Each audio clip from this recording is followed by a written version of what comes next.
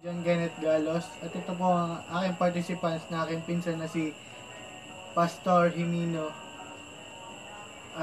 Magkakandak po ako sa kanya ng maikling interview. Una kong katanungan sa insan, ano ang pagkakaintindi mo sa word na safety and health?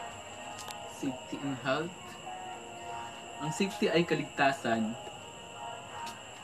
Malaga na may alam tayo sa safety para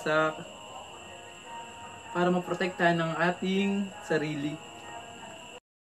Ang ikalawa kong tanong, gaano ka-importante yung safety and health sa buong pamilya?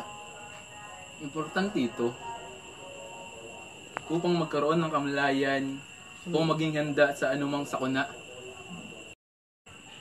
Pangatlong tanong, anong benepisyo makukuha mo sa aktibidad na ito? Magkakaroon ka ng karunungan at kamalayan tungkol sa seguridad o kaligtasan. Sa ngayon, tatalakayin ko sa iyo ang tips upang magkaroon ng seguridad or safety sa buhay. Mga gagawin tuwing may lindol. Una, mananatiling kalmado.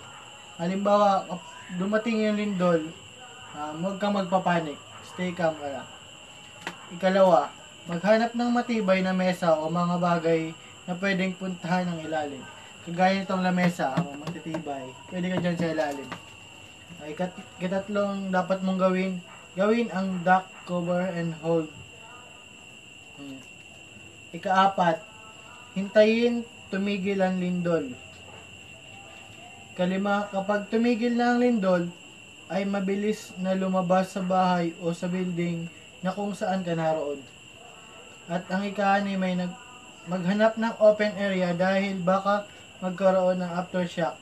Kasi kapag lumindol, di mo naman akalain na pagtapos ng lindol, may darating pa na isang aftershock. Kaya pupunta ka dun sa open area upang maging secure. What are unsafe acts and unsafe condition? Unsafe acts and unsafe condition. Unsafe act is a performance of a task. Number 2, unsafe act is human act or omission with the potential to cause damage other determined. Number 3, unsafe activities are the actions of the person which is possible or certainly lead to accidents or increase the risk of accidents. This is the example of unsafe acts and unsafe condition. Number 1, driving a motor without a helmet. Number 2, turning a motor without using indicators.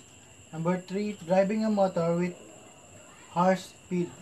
And the last is parking a motor in a sloping and unstable ground.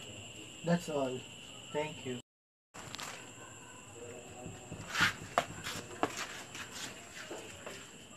Two.